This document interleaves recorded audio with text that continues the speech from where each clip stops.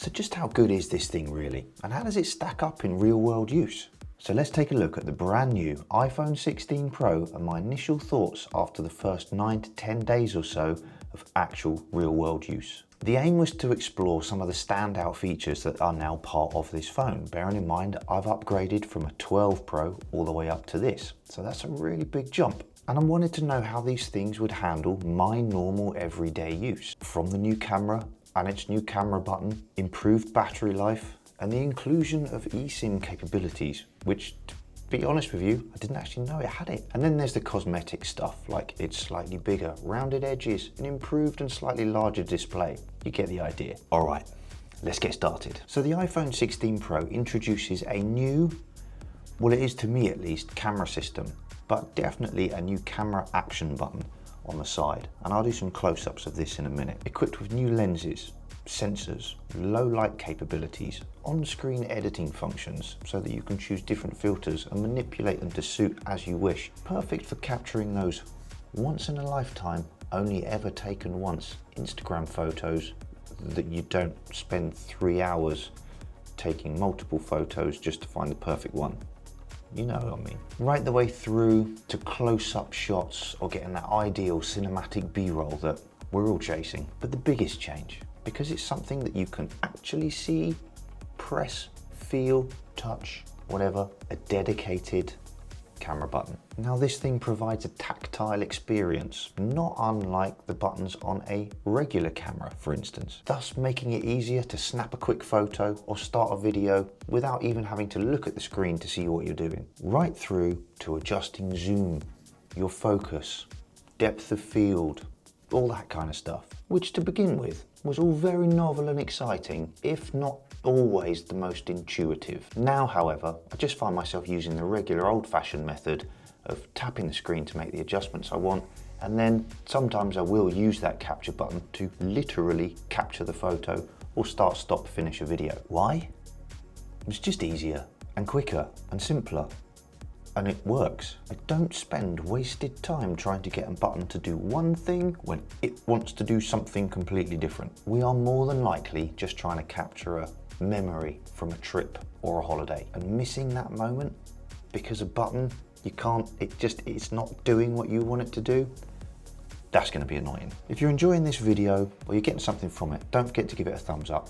And if you're interested to know how I use my Apple Watch to navigate when we're traveling, hit that subscribe button. We've got some upcoming videos that I think you're going to find very interesting. Talking of traveling, long gone are the days of juggling multiple SIM cards trying to avoid the dreaded data roaming costs and those extortionate call fees. We now have eSIMs, an electronic digital version of the old-fashioned SIM card. And this thing makes setting them up an absolute breeze. And I didn't even know. Simply scan the QR code or download an app, log yourself in, push of a button, and you're done. And this feature is perfect for regular travelers or anyone who needs to manage multiple phone lines on one device. You're running a business like I do. You've got a personal line and a business line. Don't need an extra SIM card. You can all do it electronically. What stood out for me though when I set this up, I had my old phone next to the new one, so I could simply transfer the data across. And it then prompted me to set up my existing number on my existing network on the new phone. Lo and behold, that meant that I didn't have to fight with those crazy small micro SIM card things. And when you're middle-aged with eyesight that's starting to fail, that's a good thing, because you drop one of those, you're done. So there is no actual SIM card in this phone. It's all electronic. And if I want to set up a second number, easy. Go into settings, add it, I'm done. A big thing I've noticed with this, I no longer have that battery range anxiety thing going on. I have defo been able to say long goodbye to that. Claims of up to 20% more use time compared to the previous generation of iPhone. Well, that must mean it's got to be at least 80% more use time compared to my 12. Okay, maybe not that much, but I have, as an experiment, got 2 full long days out of this thing, which is handy, but not necessarily something that I need to worry about in my normal use case. At the end of the day, it sits on its little charger. I invested in one of the new ones when I bought this, so it will always be ready for me in the morning, fully charged, ready to go. And then when Zoe and I travel, I'll simply take my 3-in-1 travel style charger and use that. So the battery, no concern whatsoever. And this goes right the way through to whether you're playing video games, streaming 4K videos, navigating your way through the day. The iPhone 16 Pro, definitely built to last and then some. Now after 9 full days of using this thing, I can definitely say it feels a premium product. And to be fair, it should feel premium for the price that we have to pay for these things now. But it definitely ticks that box. The sleek design is complemented by an OLED display, which offers vibrant colors, deep blacks that make every interaction a visual treat. The refresh rate of the screen seems to adapt to whatever activity we're using it for. Screen size, also, this is up from 6.1 inches up to 6.3. However, the phone itself hasn't increased that much in size. Yes, it's a tiny little bit bigger, but they've got this screen bigger by reducing the size of the bezels around the edge. So what are we left with? A bigger screen without a bigger phone.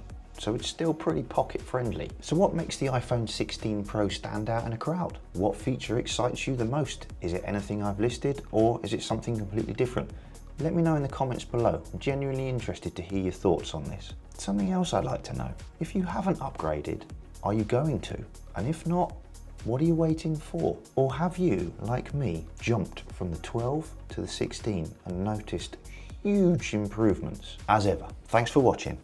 I'll see you in the next one.